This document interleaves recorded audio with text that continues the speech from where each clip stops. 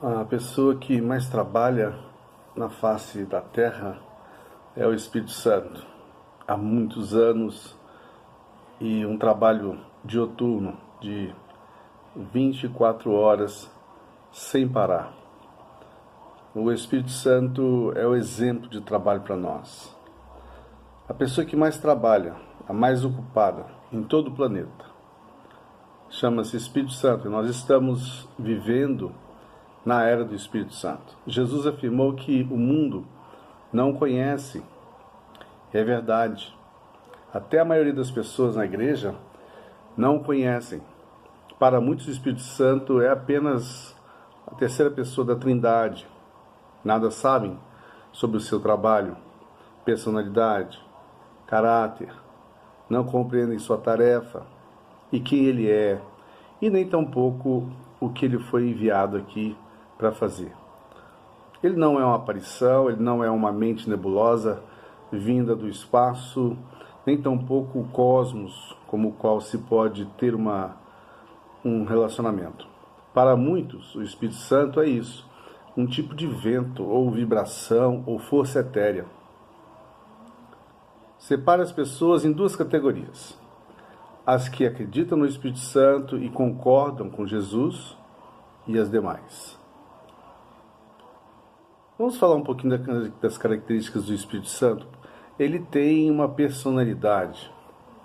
Jesus fala do Espírito Santo, das suas obras, da sua personalidade. E o fato que ele se entristece, ele tem sentimentos, ele também pode te guiar e proteger e ensinar. Palavras não podem te guiar, palavras não podem te ensinar ou repreender, nem tampouco te condenar. Portanto, se o Espírito Santo não é uma pessoa, então Jesus Cristo mentiu por ter prometido algo que não existe. Nós vamos ver hoje que o Espírito de Deus é apenas uma pessoa que tem muito trabalho pela frente, mas que também o seu trabalho é muito importante para nós como indivíduos.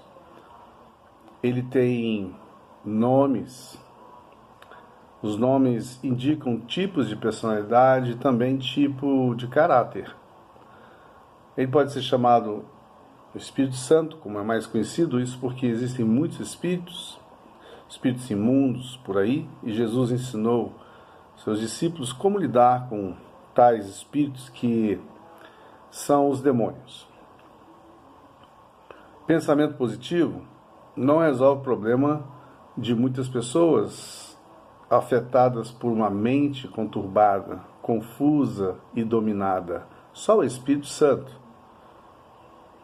E para resolver o problema dessa pessoa, precisam ser eliminados e expulsos demônios. Alguns estão insistindo em aconselhar essas pessoas, mas o que elas precisam não é de libertação, é de libertação. Não adianta aconselhar um demônio.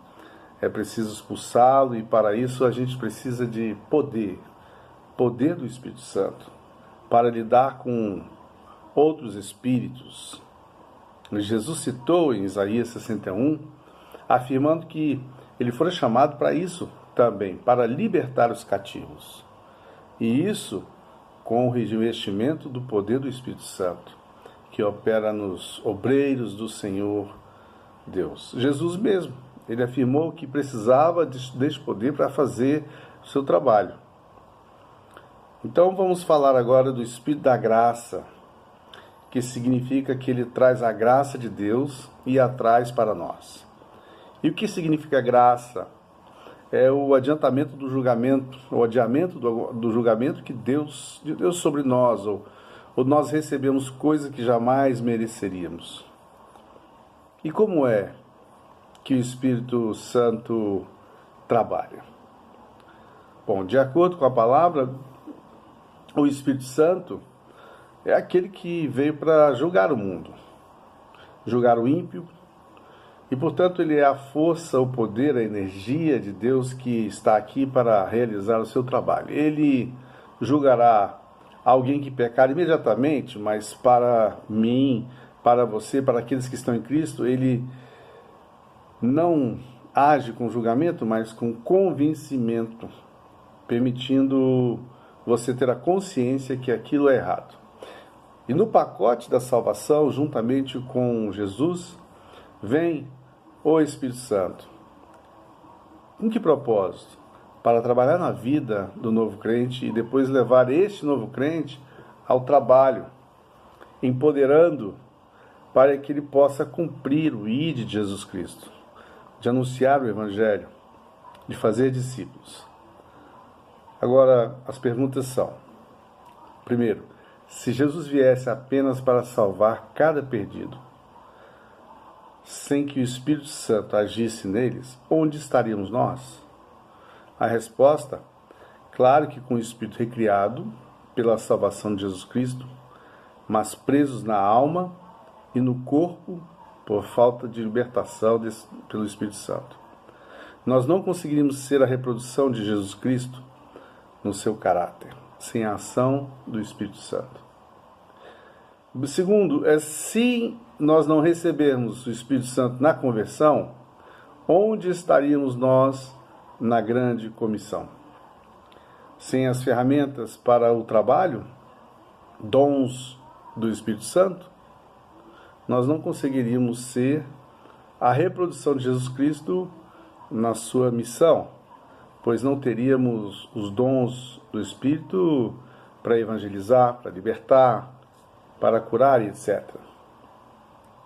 Também podemos dizer que ele é o Espírito de fogo, ele é o responsável por aquele testemunho interior, quando Deus está falando conosco, e mesmo os não cristãos dizem: há algo errado comigo. A isso chamamos de consciência, e veja quanto trabalho o Espírito Santo tem em toda a terra, trazendo consciência a todos os crentes e não crentes. E a ação do Espírito Santo acontece quando nossas mentes queimam por uma consciência de algo que Deus quer que façamos ou atitude que Ele quer que tomemos. A palavra diz que pela nossa ação de amor, dando água e pão ao que nos aborrece, amontoamos brasas vivas sobre a sua cabeça. Está em Provérbios 25, 21 e 22. Então o Espírito de fogo nos propõe uma parceria para que trabalhemos juntos para o convencimento e a conversão do perdido. Ezequiel 11:13 diz que o aspecto dos seres viventes era como carvão em brasa, e semelhança de tochas, o fogo corria resplendente por entre os seres, e deles saíam relâmpagos. Essa parceria do Espírito Santo conosco, nos empoderando, é que confere as duas testemunhas do Apocalipse. Em Apocalipse 11, verso 5, que saía fogo de suas bocas para devorar os inimigos que pretendiam causar-lhes dano. Olha, tenha uma experiência com o Espírito Santo e você vai vivenciar esse fogo. Vamos falar do Espírito da Verdade, que é outro nome. Quando o Espírito da Verdade vier, ele vos guiará a toda a verdade. Mas quando vier aquele Espírito da Verdade, ele vos guiará em toda a verdade. João 16:13. Portanto, todo espírito que não confessa Jesus é mentiroso, e a obra do Espírito Santo na terra deve ser em parceria com os santos, revelando a verdade a eles, guiando-os em toda a verdade. Então Deus trabalha dioturnamente para que a sua palavra, que é a verdade, seja proclamada, ensinada, pregada. E este foi o trabalho de Jesus, ensinar a verdade que foi revelado até aos fariseus. Em Marcos 12:14, diz assim: chegando eles disseram: mestre, sabemos que és homem de verdade. De ninguém se te dá, porque não olhas a aparência dos homens, antes com a verdade ensinas o caminho de Deus. Marcos 12:14. Os próprios fariseus reconheceram Jesus como o pregador da verdade. A revelação de que Jesus é o Senhor só pode ser alcançada pelo Espírito de Deus, e os nomes do Espírito Santo revelam o seu caráter, a sua personalidade. Também é conhecido por Espírito de sabedoria e conhecimento. Na universidade você adquire informação, mas do Espírito Santo você adquire revelação. Muita gente inteligente, esperta, com PhD e títulos, estarão indo para o inferno, porque conhecimento humano é diferente de revelação divina. Paulo alertou a Timóteo dizendo, em 1 Timóteo 6,20, evite as conversas inúteis e profanas e as ideias contraditórias do que é falsamente chamado de conhecimento. Professando alguns, desviaram-se da fé. Quando nós trabalhamos em parceria com o Espírito Santo, a mente se rende à palavra e ao Espírito. Alguns se consideram tão inteligentes, mas são estúpidos, pois deixam de lado a cooperação do Espírito Santo. Pessoas tão inteligentes, mas lhes faltam a sabedoria de Deus.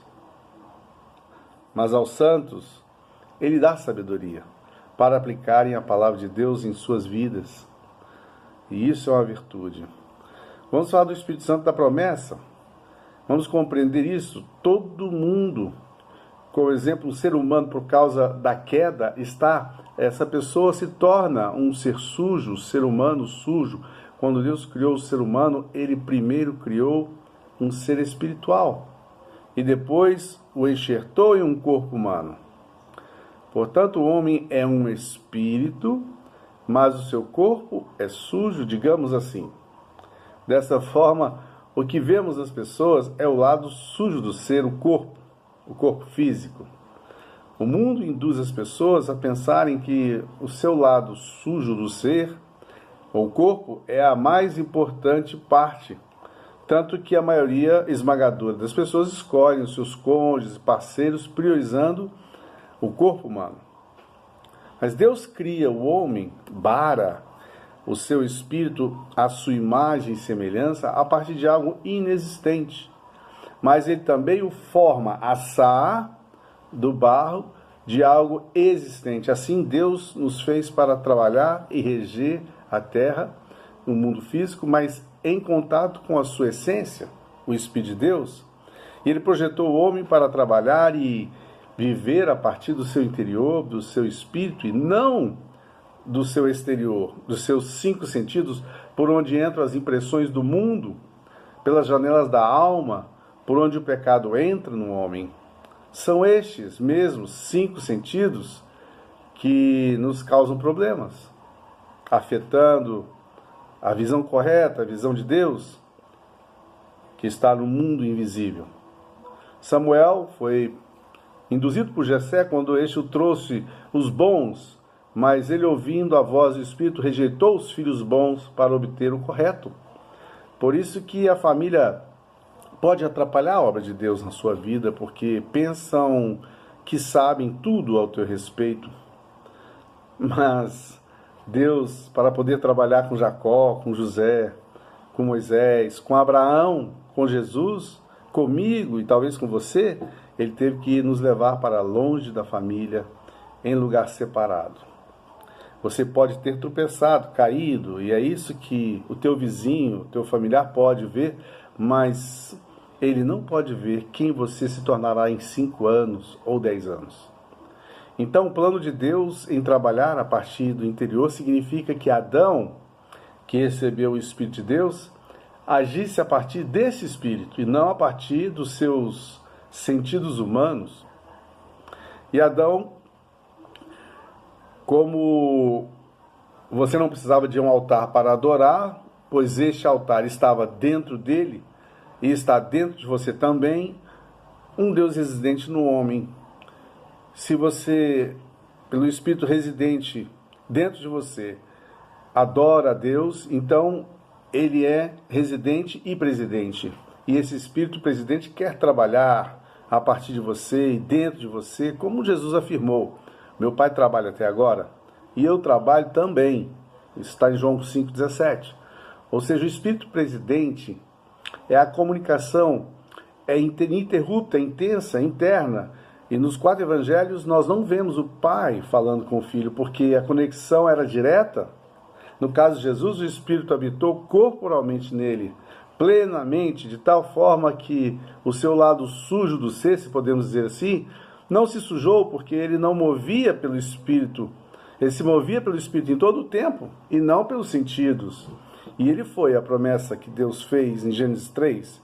E o Calvário foi importante para limpar os vasos e devolver o Espírito de Deus dentro do corpo do homem. E o Espírito da promessa revivificou o homem. E hoje estamos aqui novamente, assim como Adão, com um novo Espírito recriado, trabalhando em nós para que nós possamos trabalhar para Deus. Deus abençoe. Fiquem na paz. Shalom.